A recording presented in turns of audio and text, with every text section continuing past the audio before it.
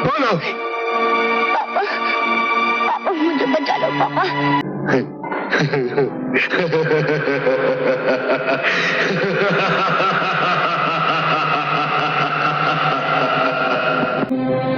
मुजरम इस वक्त चूहे की तरह अपने बिल में छुपा हुआ है। हो सकता है अखबारों में हमारा बयान पढ़कर वो अपने बिल से निकल आए और कोई गलती करे।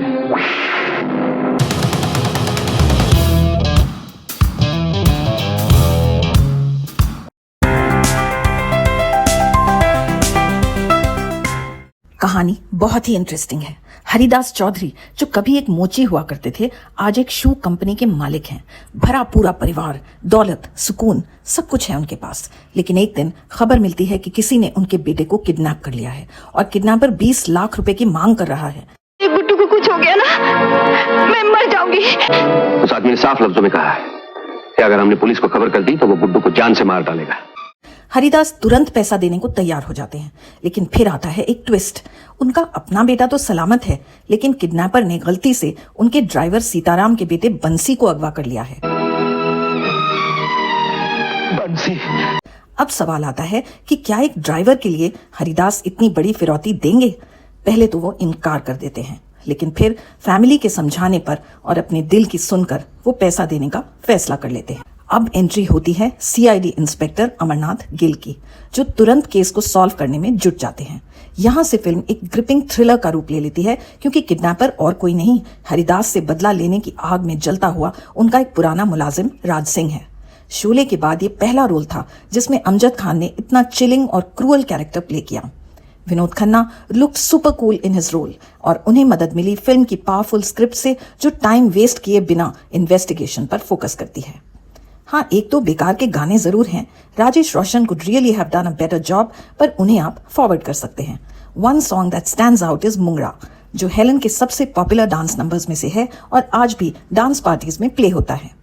फिल्म में विद्या सिन्हा का छोटा सा रोल था, लेकिन फ्रैंकली इस रोमांटिक एंगल के बिना स्टोरी और भी टाइट हो सकती थी। सपोर्टिंग कास्ट में साधु मेहर और भरत कपूर का काम अच्छा था। क्या शातिर अपराधी राज सिंह पुलिस की गिरफ्त में आता है? खोया हुआ पैसा कभी रिकवर होता है? अगर हाँ तो कैसे?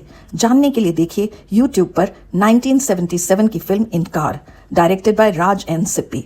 अनवर सिराज की सिनेमेटोग्राफी, वीरू देवगन के स्टंट्स इम्प्रेसिव हैं। इस फिल्म की एडिटिंग के लिए वामन भोसले और गुरुदत्त शिराली को नेशनल अवार्ड दिया गया था।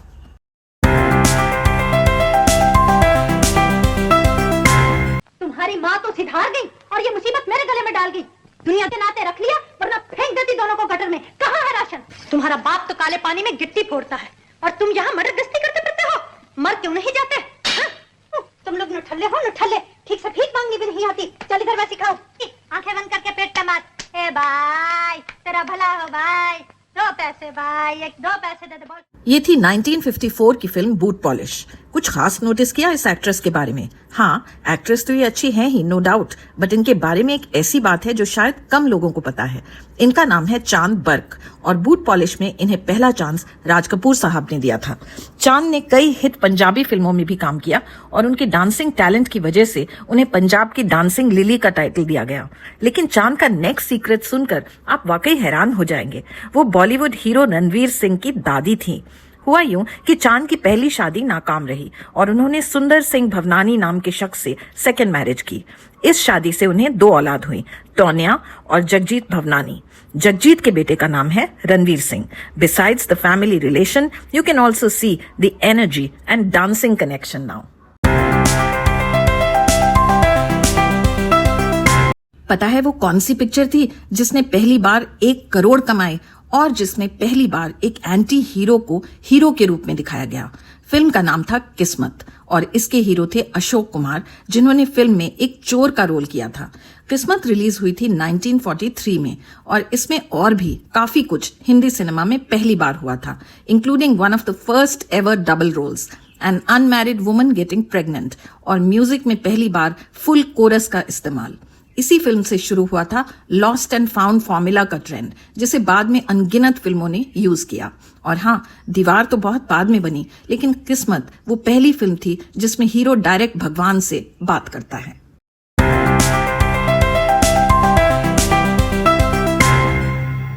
पिछले संडे मैंने आपसे पूछा था कि अमिताभ बच्चन ने अपने करियर का पहला डबल रोल कौन सी फिल्म में किया था।